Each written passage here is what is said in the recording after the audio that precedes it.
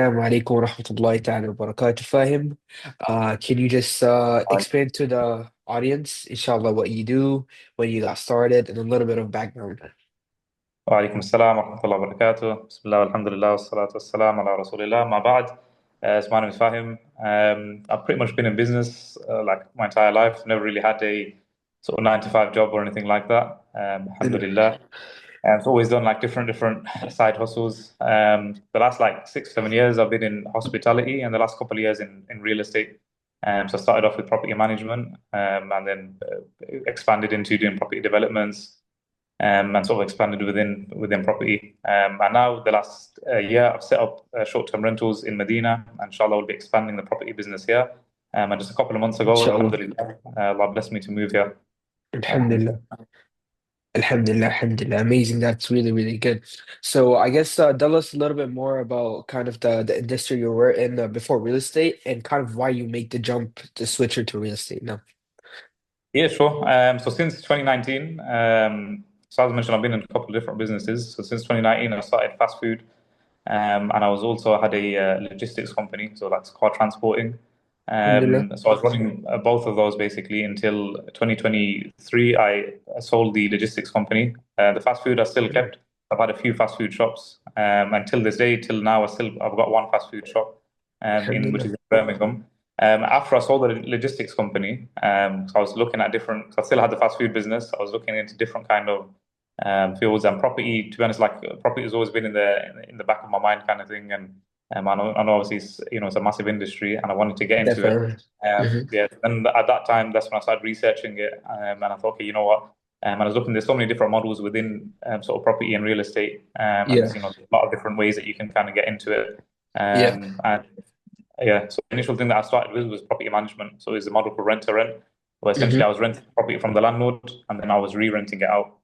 So initially I started with Airbnb. Then I went Yeah. into like in the UK we've got like like supported living and different types of Hmm. social housing.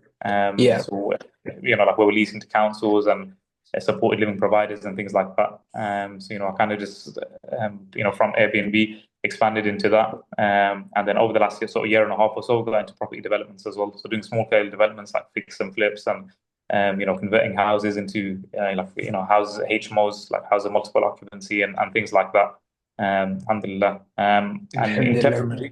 in terms of Medina, I've been planning to move to Medina, say for the past 2 years or so. And Hmm. initially, I wasn't really planning to set up any kind of business here. I was gonna just like have my UK businesses running, and then I'd Yeah. sort of go back and forth. That was the initial plan. Hmm. But then, like on one of my visits here, actually, I visited a brother's house. Because before then, my idea was that everybody lives in dusty houses and they're in the Yeah. desert and Yeah. things like that. I didn't actually Yeah. see like locals how they live and stuff. So I Yeah. went to one brother's house, I had an invitation, and like mashallah, tabarakallah, the way his house was set up was really nice. And like the furnishing was modern, and I was surprised. I was like, I didn't know you could get that kind of thing here. And then when I told the SubhanAllah. brother, Yeah. he was like, yeah, he goes, there's loads of people. He goes, my house isn't even that nice. He goes, you can get nice modern places and things like that. And I was shocked. So then I started looking into the market, and I thought, you know what, there is a little bit of a gap here because there is quality accommodation that you can, like places you can Definitely. get. Hmm. But the short-term rental market here was kind of dead. Most of the stuff was, not that good at all. So I thought, you know what, let me. Yeah. And then I started researching, and then I thought, you know what, let me try to set something up. So earlier this year, alhamdulillah, in February of this year, I took on a lease on a building, a few Alhamdulillah. apartments, and Okay. Alhamdulillah. I started from there. Alhamdulillah, now just looking to kind of expand that. And That's obviously myself, implemented stuff. yeah, just over 2 months ago, I moved over here now. Alhamdulillah, so now I'm investing Alhamdulillah. my. Alhamdulillah. Yeah, alhamdulillah. That should be everyone's goal. That's even my goal, inshallah, to one day, inshallah, come here and come to Medina and Never move in, make it easy. inshallah. Inshallah, Allahumma ameen, inshallah. Yeah. I guess we can start off with kind of talking about the logistics company. Yeah, What got you the idea of starting the logistics company, and also like, can you talk through the process of scaling it and then later on selling it? yeah, sure, sure. So with the logistics company, basically, my accountant at the time, it was one of his clients that owned the company. Yeah. And then at the time, they weren't doing like very well at all. He had a lot of debts and things, and he just wanted to kind of get out. So then my accountant just said to me, "Look, you can get in." And at the time, basically, I only had to put £5,000 down, and then the rest of the money that I agreed, like the figure that we agreed for the company, the rest I was going to pay him over the next year, basically. Yeah. So I thought it was a good opportunity. The business had the potential to make money, even though at the time it was actually making a loss. But it had the potential to kind of make money. So I looked at the model, I looked at everything, and I thought, okay, you know what, let me kind of jump into it, kind of thing. So to be honest, I didn't have any background in the industry, but I just thought, you know Yeah. what, I can kind It's of a thing. It was good the same with fast opportunity. food. Yeah. Yeah, and it was Exactly. the same with the fast food. To be honest, I didn't have any like sort of SubhanAllah. Yeah. background, but I thought, you know what, like the numbers work. I looked at the model and I thought it makes Exactly. sense. Yeah. Yeah, it makes sense, and it's a proven. It's like, to be honest, I've never had like unique ideas. I just kind of see what's working, and I think, you know what, And if just double down on it. Yeah. yeah, yeah, exactly. You know, if it's been around for a long time, and people are making, 100%. yeah, 100%. yeah. Yeah. And I think also like to add on to that too, like when you have tawakkul ala Allah, like you don't even like kind of worry about that stuff too much, One right? hundred Like about percent. like not having too much about like knowledge about the industry and that type of stuff. You just want to go on. Yeah, Yeah, yeah, and you know? 100%. Yeah, 100%. Alhamdulillah, I always had that kind of mindset where I just think, okay, you know what, as long as the basics, the fundamentals are there, I think plus you can make it work somehow. Inshallah. Even Definitely, if you go into definitely. something that's new, you don't know. Obviously, yeah, there's that learning curve in the beginning, Yeah, and then yeah, yeah. once you get over that, then then you're flying, kind of thing. Definitely, definitely. Yeah, yeah, yeah. SubhanAllah, alhamdulillah, alhamdulillah. Okay, I guess can you talk now a little bit more about the like the burgers, the different like the shop that you had, Yeah, yeah, sure. So the fast food, I had a couple of the fast fast food food? spots. Yeah, yeah. So I had a couple of fast food spots. To be honest, like I said, I didn't have like sort of prior experience in the industry, but I was like, I always wanted to, even from when I was younger, I always wanted to own like a food spot, just so I can go and Yeah. eat my own food. Yeah, but then I looked at the numbers and stuff like that, and then I just Yeah. spoke to people. Like one thing, like I've always done is like before I've gone into the thing, I've always speak to multiple people that are in the industry. So I'll go around Yeah. to, even at that time I didn't know many shop owners, but I'd go around to like different takeaway shops and try to speak to people and ask them about tips and tricks, like how how they operate, what they do, and things like that. And alhamdulillah, through that Yeah. I've always managed to find people, even with the logistics, even the fast food, the property, and in Medina as well. Like I just reached out to a bunch of people that were doing it, and alhamdulillah, I found people that were helpful. They were, some people showed me Alhamdulillah. like their full A to Z, their numbers, and helped me out and things like that. So it's the same with the fast food. So when I looked at it, okay, I decided, okay, this is what I want to do. This is what my menu I want to have. And I kind of basically, I found a shop that was like, basically it was a closed shop, but had all the equipment and everything in there. And I managed Mm. to pick it up quite Alhamdulillah. cheap. Yeah, so I paid 15K basically for the lease and all the equipment and everything that was inside of there. So Alhamdulillah. the shop that at that time, I think like the fixtures and fittings maybe were worth like 50K, 60K. But man, because Hmm. obviously the shop had closed down, and it was, needed obviously, it Yeah, needed a yeah, little bit of work. Yeah, so yeah. basically I managed to get started. Maybe it cost me around about 20K. And then, Okay. I It's not kind of bad. got into. So on that first Yeah. shop, I had that for about a year, and then basically I sold that, and then I had opened a second shop. So initially I had a partner, so my partner was with me for like a few months, Hmm. and then after that he decided it wasn't for him, and then I Hmm. just kind of I bought him out, and I continued from there basically. And since then I've been running that It's same amazing. shop since 2020 basically. So MashaAllah, alhamdulillah. mashallah. Alhamdulillah, alhamdulillah. That's really nice. Also, I think like here there in the UK, like having a like halal based like burgers and like food, that type of stuff, it's like a huge market for it, and it's like a really good thing too to make sure everything's halal and that type of stuff, like zabiha halal and stuff. But yeah, Yeah. definitely, definitely. And is this still operating to this day? It's still there, yeah. I've still got it, alhamdulillah. So Alhamdulillah, now, alhamdulillah. That's good. obviously, it's been running into the sixth year now. So alhamdulillah, it's set up, all this good staff that are running it. So yeah, alhamdulillah. Alhamdulillah, alhamdulillah. That's really amazing. Yeah, alhamdulillah. And do you think like 2 or 3 years from now you're planning on expanding more locations, or do you want to just focus most on like real estate here Fast, and then? the fast food, no. Yeah, no, the fast food, no. Just for a number of reasons. Number one, it's a very difficult kind of industry, and the Hmm. margins are tight. You have to work very Yeah, hard to kind of to make money. That's one thing. And the second thing is like my main focus is on the property, and that I'd say is in terms of scaling, it's easier to scale, and there's a lot more potential as well. Like a fast food location, because it's very capital intensive. Like if yeah, I want to get a second location. And to be honest, what I did in the beginning was, because I like, even that second shop I had, all the equipment I had was very cheap, and I bought just try to get things like, from the lowest budget. And if I was to yeah, do another location, I wouldn't do that because we had so many issues with the equipment, and we ended up replacing, and middle of the shift, things breaking down and things like that. So if I was to Yeah, open a second shop, I'd probably spend more money. So it is capital intensive. And when I look at the definitely. Yeah. return, like if I invest that money in property, I know I can get, like a bigger return basically. And I think overall that's I said more my passion I would say than that. But alhamdulillah, the fact that this one's set up still running, so I'll still keep it running. It's generating Alhamdulillah. cash Yeah. flow. But, mainly my main focus is going to be on the property business and in Saudi, just expanding over here basically. Okay, definitely, definitely. Yeah. And do you also like do some real estate in the UK, or is it all in Saudi In Arabia? UK, yeah. So still in the UK, I've still got projects that are going on. So in the UK, I've got like a small team that manage the like sort of day to day on the ground there, and I just sort of manage like whatever I can from here, basically. So I've still got Mm. short term in the UK. I've still got my like the properties I've leased like social housing, supported living, and like some small developments as well. Okay, So that's gotcha. still running in the UK. But I've moved to Medina, so I'm on the ground like over here. Here, alhamdulillah, alhamdulillah, that's good, that's good. All right, so let's start talking more about like the real estate here, like overall, like in Medina, and also like let's say in the UK and that type of stuff. Yeah, Let's sure. say someone who only got like around 5,000 pounds, 10,000 like pounds. They want to start getting into the real estate game. They want to start like investing and making like good returns from it. Yeah. Kind of, what would you do in that situation? Like if you were to go back?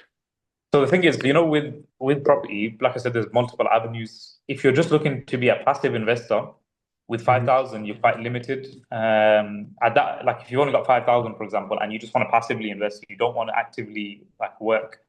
Then there's options out there like where you can invest into it's like shared ownership. They have it's like fractional ownership. So for example, like, Yeah, let's say one property is worth £150,000, they might have like 100 investors that invest like a small amount into the property. So there's various kind of like investment platforms and things like that out there. Like we've got like this Wahid Invest I stake. yeah. Hmm. Yeah. And there's multiple that have these property options. So if you just want to passively invest, that's one option. If you want to actually do a physical investing passively and having an actual business in property, they're two different things. Because the business is actually, it's an actual business where you've got to put work into it. So Yeah, what I but work started into with it. was rent to rent, and rent to rent. My first property that I took on, maybe it cost me around £4,000 or 5,000. That's how much Mm. I actually started with. But that is different because it's physical work. So I had to secure a landlord, Yeah, then get an agreement with the landlord. Then I've had to obviously pay the rent for the house, furnish the house, and then once it's yeah. furnished, then I've got to try and make generate revenue from it. So the first one I ever took on was like a short term rental. So I'll put it up on like Airbnb, Booking.com, and things like that. So Hmm. like that is a good model. But again, it's you have to put work into it. But £5,000 you can get started, so you can get one property, and you can start, you can start generating, money from that. And that first property, like I would make on average like £600, £700 For profit. months. Yeah. Yeah. So from that, and then like from that, then I expanded, got a second property, third property, fourth property, and kind Mm. of just Nice, go for there. scale that up. Yeah. So that's one model that you can that you can do, and even development. So like now, I've done like maybe a few £1 million worth of property projects, but I haven't put like any of my own capital in. So I'd raise money from investors and do a joint Mm. venture. So for example, Okay. the investor, let's say we bought a property for £200,000. Let's say we Yeah. spent £50,000 renovating it, and let's say we sell it for 300,000. Then put Yeah. all of the money. I'd manage the project, so I'd You manage the manage it. Okay. renovation. Yeah. I'd find the property, I'd manage the renovation, and then obviously when we sell it, we just split the profit like that. Because Okay. there's people that have, let's say, they've got capital, but they don't want to put the work in themselves. Yeah. They just want to invest it and then get a Yeah. return. Definitely. Yeah. So Yeah. Yeah. yeah, so like basically that's what I've been doing. So that's another way you can get into it. I would Alhamdulillah. say you have to have some kind of competency because you can't just Hmm. especially taking other people's money. You don't want to just jump in and Yeah. you don't know what you're doing on somebody Exactly. else's Yeah. you know on somebody else's wallet. But yeah, so that's another way you can get into it. And obviously you don't need money. You can literally get into a property project worth millions with none of your own. You don't need a penny to do it. Kind of thing. Yeah. Yeah. Definitely. Definitely. And like, how do you say like how can someone actually like find investors that would like actually trust him? They would want to go Yeah. on with like this type of product and that type of stuff. Initially, so it's like within my own network.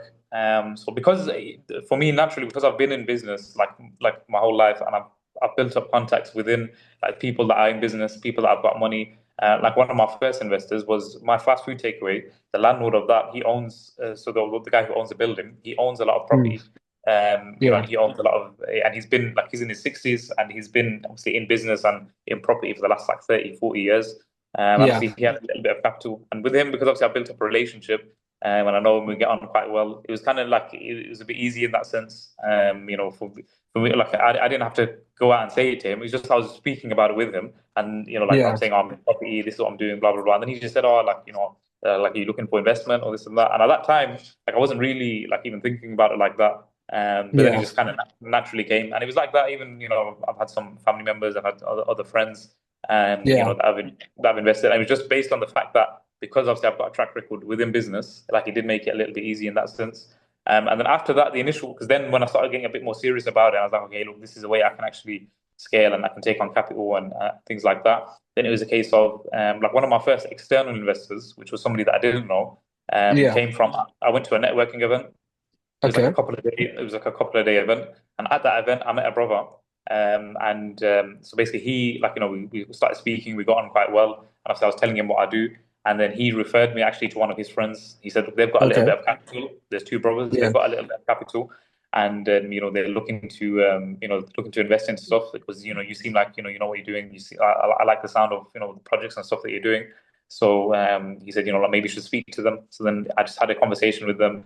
And then from there they were like, okay, look, let's start off. We're gonna invest a couple hundred grand, and then sort of go from there. And it's funny till Okay. till today, so we've completed the first project actually together, but till today I haven't actually even met them. So we just spoke over the phone SubhanAllah. because they live quite, yeah, because they live quite far. So I'm from Mm. Birmingham, they live in Surrey, so which is like say 3, 4 hours away. And Yeah. I'm still now in Medina, and we still haven't had a chance to meet. As finally we bought a property together, we've done a project, and we still haven't even met. So that was the first SubhanAllah. one. And even from that event, there's several of our brothers that invested. And then the second way, since about a year ago, I started on social media, LinkedIn and Instagram. Before Yeah. then, I was never on social media, like any, even a personal account or anything like that. I never had. Yeah. But since Yeah. about a Yeah. year ago, just over a year ago, I was like, okay, let me get out there. And obviously now everything now is social media. I thought And I kind AI. of Yeah. have Yeah. to, yeah, I thought it's a necessary evil. Yeah. So then I made the LinkedIn profile, Instagram profile. I started posting and things like that. And then now, like, alhamdulillah, I get, through my Instagram and through LinkedIn, I get people that are wanting to invest. Mm. Get people, some that are Alhamdulillah. following. Yeah, I just post, let's say, stuff about what I'm doing or on my LinkedIn, even just generic posts and stuff. And then from there, like, I Yeah. build connections. Alhamdulillah. So yeah, now definitely I'd say the easiest way to kind of like in today's day and age is through social media. Obviously have build some credibility first, build some track record in something, and then Definitely. Yeah. if you start posting about it on social media and things like that, then you'll definitely find people that resonate with you, and you'll find Yeah. like from that you'll be able to get people that are wanting to invest. 100%. I think like social media is just moving super rapidly now, and also like AI coming up with like a lot of different stuff too.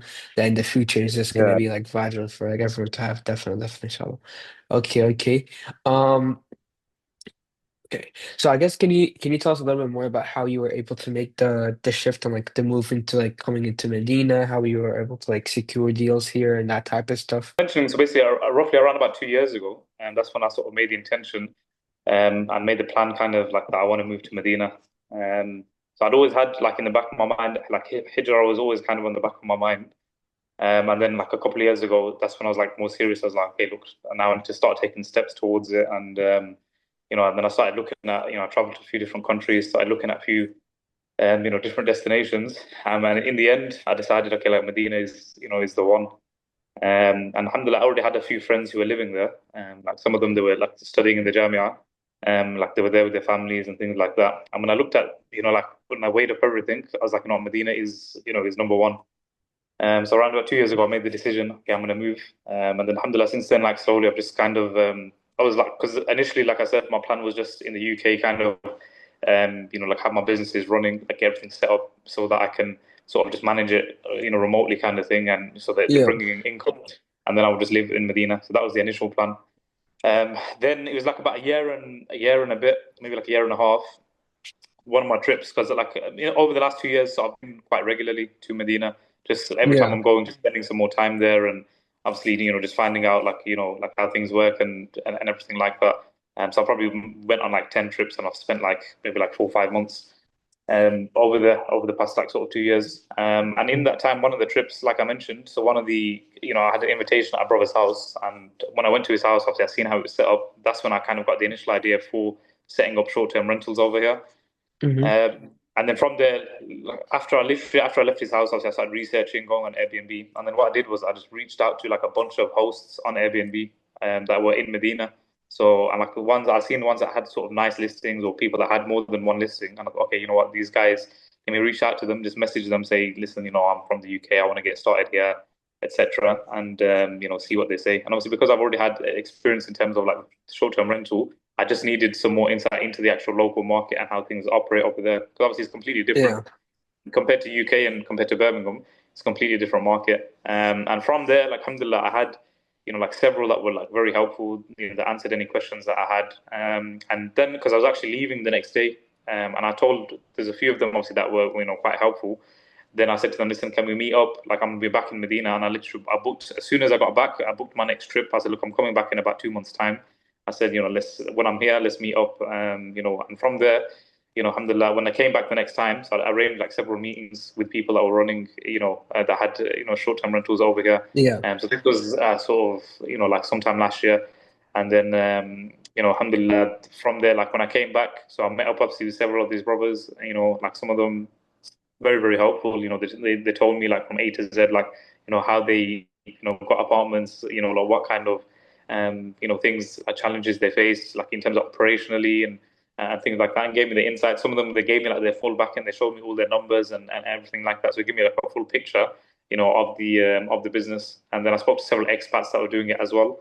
And then I was like, okay, and obviously, so after that, I made multiple other trips.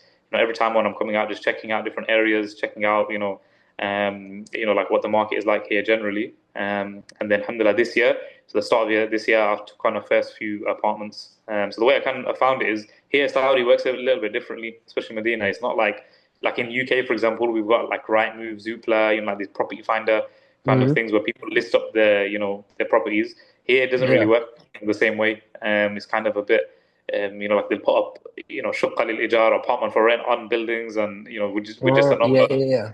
Yeah. Yeah, or they have a local maktab, like a local office, and Yeah. that office, they get the listings and things like that. So you have to physically go out and kind of find it. So they do have some online platforms like Aqar and Haraj, but they're not as like It's sophisticated. Like they don't. active. Yeah, it's not really that active. Especially Yeah. in Medina, like other cities like Jeddah and Riyadh, I think it's a bit better. But in Medina specifically, it's not really that active. Yeah, the way I found the first few apartments, there's like a local in one of the areas. There's a local Bengali guy, and literally he Hmm. like he just works in that area, and he knows like a lot of landlords and stuff, and people pay him, and then he can gets apartments and stuff. So we paid him I think like 400 riyal, which is like about Hmm. 80 pounds. And Yeah. then he actually managed to find this building. So one day he just messaged saying, "Look, there's these apartments. Do you want to come check them out?" So literally went down. This was in January actually. So went down there, obviously checked them out, and then in the end, before then there was a few other deals and a few other things like that we had agreed. We found properties, but then they fell through for one reason or another. Last Mm. second, for example, the landlord changed his mind, or Yeah. they didn't want they didn't want you to re-rent it, and things like that. So, but Yeah. alhamdulillah, now, this one, like, managed to come to an agreement, signed a contract, signed a lease, got a 5-year contract on it. Alhamdulillah. And then, and then that was the first one, took on those units and then got them furnished. And then we launched basically just at the end of Ramadan Mm. this year. We launched, alhamdulillah. So since then, now we've been running, it's been about Alhamdulillah. 10 months. And yeah, alhamdulillah, so Alhamdulillah. far it's been going good. Amazing, amazing. Alhamdulillah. Now, like regarding the like pricing in the real estate market in Medina, like let's say someone wants to come for 3 months, they want to rent like a two-bedroom apartment. What are the ranges of like prices Yeah. like in Medina? So, yeah, so there's a massive range to be honest. Like there's, let's say for someone who just wants to rent short term, they just want to come for a few months. So obviously they're gonna have to take on like a monthly, like a furnished rental. So Yeah. those like the cheapest I've seen for a two-bedroom is say around about 2,000 riyal. But that like obviously the quality is not that good. It's gonna be like of a Yeah. lower standard. I've seen as high as I've seen as high as 10,000 riyal. Obviously that's for like a lot higher standard. Yeah. So yeah, so from between two all the way up till 10,000 I've seen. If you're coming longer term, let's say you want to move here and you're looking for like a long term place, you can find places. Like again, it depends. There's a big range. It depends on what you exactly you're looking for. The areas, from area to area, it differs. If you're looking for an old apartment versus a brand new apartment, is going to be different. So like an old apartment, let's say you want to be 10 minutes from the haram, you want to be in like an area that's not like completely battered, and you want something decent. You're maybe going to spend around 20,000, 25,000 riyal a year. So which is like roughly works out to, let's say, about 4,000, 5,000 pound a year. Yeah. If you want something like brand new, and let's say like you want like a bit more luxury and you want brand new, you might spend 35 to 40,000. And I've seen some which are even above that, like 50,000. But relative, like on average, you can get like a decent place, 25, 30,000, like within that kind of range, real. Yeah, that is. So rent wise, I'd say it's still quite cheap overall. Got it, got it. Alhamdulillah. And what about the kind of like the market for like buying and selling over there? But Do in you have terms like of in terms of in terms of ownership, in terms of like ownership of property So at the in Medina? moment, there's one. If you've got premium residency, you can buy anywhere, even within Makkah and Medina. There's no limit. So if you've got the premium residency, then you can buy wherever you want. Basically, they do have like a restriction that it's leasehold. So it's like a 99-year leasehold. It's not a Mm, freehold property. And there's another route that if there's a Saudi company, for example, they own land and they've built on that land. Let's say they've got apartments. You can invest into that company and you get like you get some like you get a leasehold through that, so there's no restrictions in that. um but obviously it's leasehold and it's not full freehold, and and there are some like restrictions and regulations around it. As for freehold, just buying a property and selling it at the moment, within Mecca and Medina, it's restricted it's restricted. to Hello. so yeah, it's for Saudis only, and it's going to be Mm-hmm. literally in the next few weeks. I think in about like 3 weeks time, or 4 weeks time, it's going to be announced like the exact, because in Mecca and Medina it's going to be allowed. Obviously, they're opening up for foreign ownership, but there's going to be restricted areas, so it's not going to be every single Okay. area that's allowed. Yeah. But that's in January basically. At the moment, it's all speculation. Some people are saying, "Oh, this area is going to be allowed. This area is not going to be allowed." At the moment, it's all But it's not speculation. yet. Okay. Yeah, yeah. Even within the government, like like just about a month ago, I was in Riyadh. I was at a real estate event. It's called Cityscape. So I think it was the largest real estate event in the world, and they had Mm. even like people from the government there, like from the Ministry of Housing, from the Ministry of Investment, Ministry of Tourism. Yeah. And I was asking them, and like even they were saying, "Look, we don't even know ourselves. So like we're going to get the announcement from the main, the top."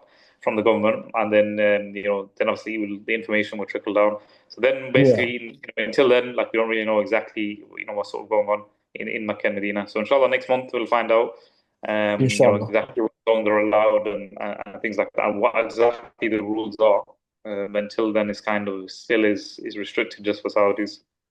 Yeah, yeah, yeah. Definitely, definitely. Okay, okay, gotcha. Well, brother, Jazakallah khair for everything. Jazakallah khair for this amazing episode. And yeah, so let's say if anyone wants to Well, kind of know more about like real estate in Medina, if they want to come, they want to find something or they have anything, what is the best place to reach out? yeah, you can hit me up on my Instagram.